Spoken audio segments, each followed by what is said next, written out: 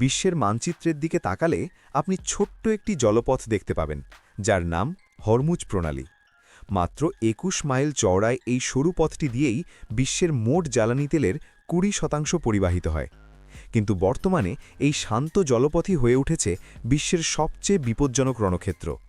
একদিকে আমেরিকার দানবীয় যুদ্ধজাহাজ, অন্যদিকে ইরানের শত শত ছোট কিন্তু বিষাক্ত স্পিডবোট।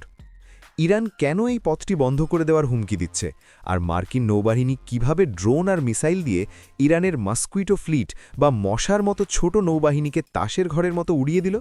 আজকের ভিডিওতে আমরা এই যুদ্ধের ভেতরের রোমাঞ্চকর কৌশলগুলো জানব। ইরানের গেরিলা যুদ্ধ কৌশল, মস্কুইটো ফ্লিট। আধুনিক নৌযুদ্ধে সাধারণত বিশাল বিশাল ডেস্ট্রয়ার বা এয়ারক্রাফট ক্যারিয়ারকে শক্তিশালী মনে করা হয়, কিন্তু ইরান জানে আমেরিকার এই বিশাল শক্তির সামনে তারা সরাসরি টিকতে পারবে না।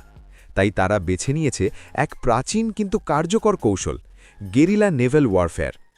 ইরান তৈরি করেছে হাজার হাজার স্পিডবোটের একটি বিশাল বাহিনী, যাকে বলা হয় মস্কুইটো ফ্লিট বা মশক বাহিনী। আশুরা, তারেক এবং বগ হ্যামারের মতো এই বোটগুলো ফাইবার গ্লাস দিয়ে তৈরি হওয়ায় এগুলো রাডারে ধরা দেওয়া খুব কঠিন। এদের কৌশল হল ঝাঁক বেঁধে আক্রমণ বা সোয়ার্ম অ্যাট্যাক। একসাথে ৫০-৬০টি ছোট নৌকা যখন চারদিক থেকে একটি বিশাল মার্কিন জাহাজকে ঘিরে ফেলে, তখন জাহাজের আধুনিক রাডার সিস্টেমও বিভ্রান্ত হয়ে যায়। শুধু তাই নয়, ইরান সাধারণ মাছ ধরার নৌকা বা বাণিজ্যিক ট্রলারের নিচে লুকিয়ে রাখে বিধ্বংসী নৌমাইন, অদৃশ্য ঘাতক, সমুদ্রের তলায় মাইন। ইরান হরমুজ প্রণালীকে একটি ডেড জোন বানাতে চায়।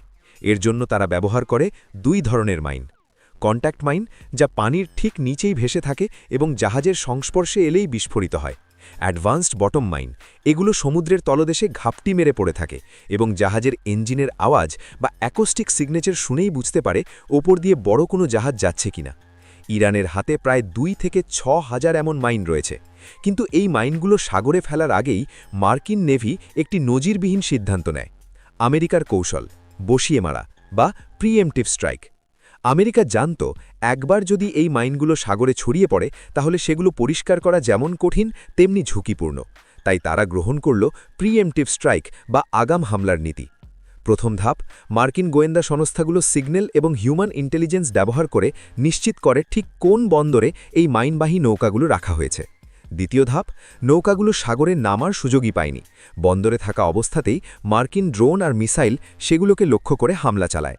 স্থির লক্ষ্যবস্তুতে আঘাত করা সমুদ্রের মাঝখানে চলন্ত নৌকায় আঘাত করার চেয়ে অনেক বেশি নির্ভুল এবং নিরাপদ। আকাশ থেকে মৃত্যুদূত, MQ-9 রিপার আর হেলফায়ার।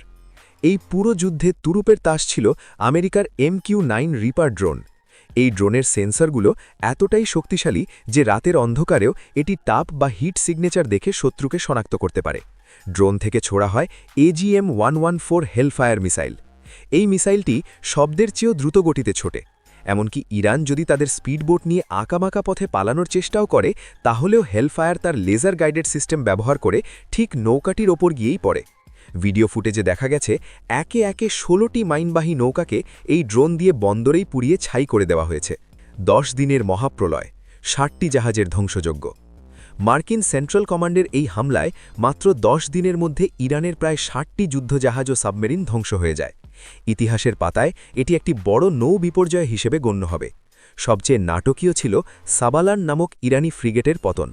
জাহাজটি যখন মার্কিন বিমানে মিসাইল ছোঁড়ার চেষ্টা করে, তখন মার্কিন পাইলট অত্যন্ত চতুরতার সাথে একটি ৫০০ পাউন্ডের লেজার গাইডেড বোমা ঠিক জাহাজের ধোঁয়া বের হওয়ার পাইপের ভিতরে ফেলে দেয়।